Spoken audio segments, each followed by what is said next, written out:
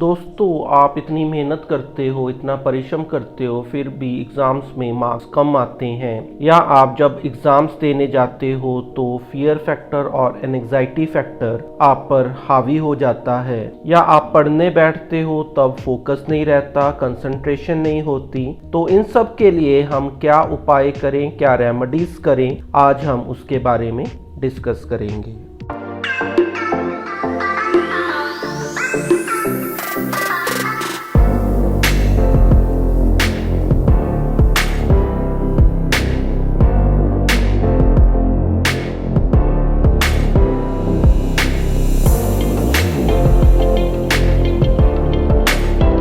दोस्तों, आज हम उन रेमेडीज़ के बारे में बात करेंगे जिनको करने से आपका स्टडी में फोकस बढ़ेगा, कंसंट्रेशन बढ़ेगी। एग्ज़ाम से पहले जो फियर फैक्टर और एंग्जाइटी फैक्टर बढ़ जाता है उसको कैसे कंट्रोल करें, आज हम उसके बारे में डिस्कस करेंगे। पढ़ाई करते समय हमारा ज़्यादा से ज़्यादा फोकस और कंसंट्रेशन स्टडी की तरफ हो, आज हम उसके बारे में फोकस करेंगे। इन उपाय को करने से पहले एक बात का ध्यान रखें कि मेहनत की अपनी इम्पोर्टेंस है।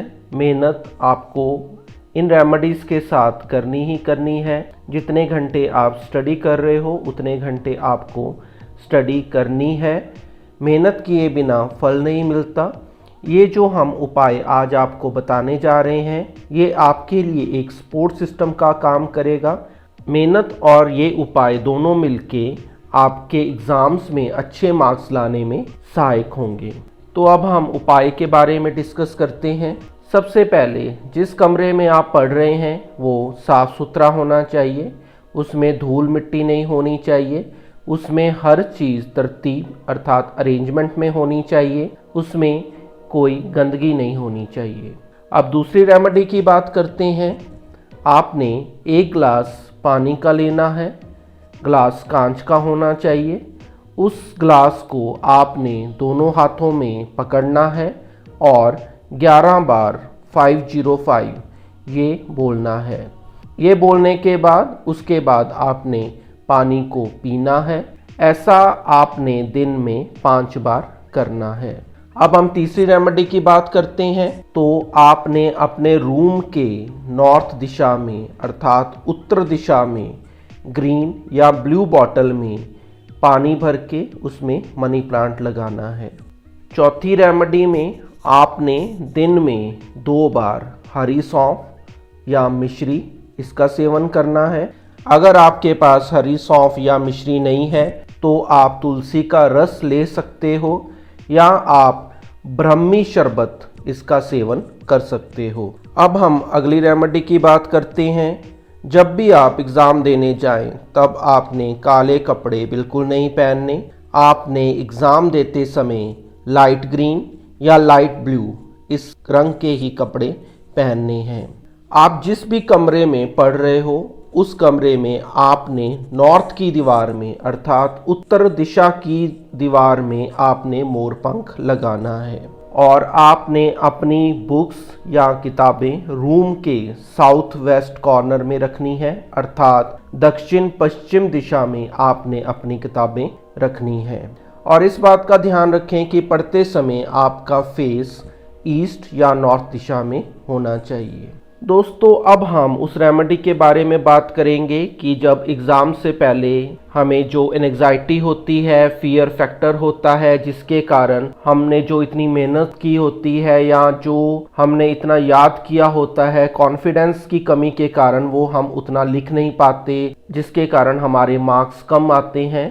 तो उसके लिए क्या है कि अगर एग्ज़ाम से पहले हमें जब एंग्जाइटी हो, जब फियर फैक्टर हो, तो अपने लेफ्ट हैंड की मिडल फिंगर और रिंग फिंगर, अपने लेफ्ट हैंड की मिडल फिंगर और रिंग फिंगर को राइट हैंड से रोल करके मसाज कीजिए और इन दोनों फिंगर्स की टिप पर, लेफ्ट हैंड की मिडल फिंगर की टिप पर और रिंग फिंगर की टिप पर आपने ग्रीन कलर से इस पर सेमी सर्कल बनाना है।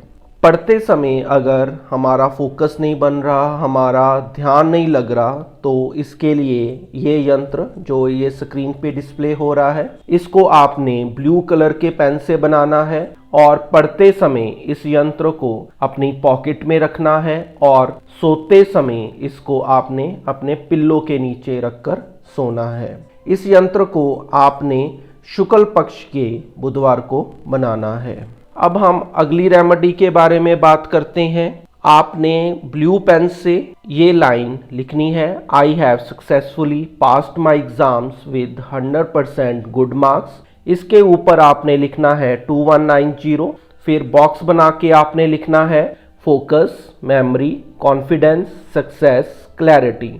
फिर उसके बाद आपने 2190 लिखना है। इस सब को आपने वाइट रंग के कोरे कागज पर लिखना है और इसको ब्लू पेन से लिखना है और अपने रूम के वेस्ट वॉल पे इस पेपर को चिपकाना है।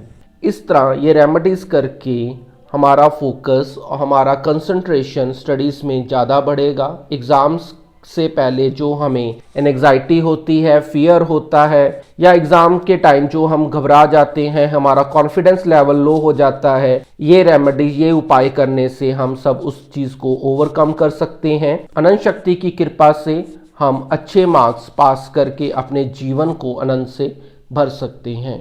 धन्यवाद।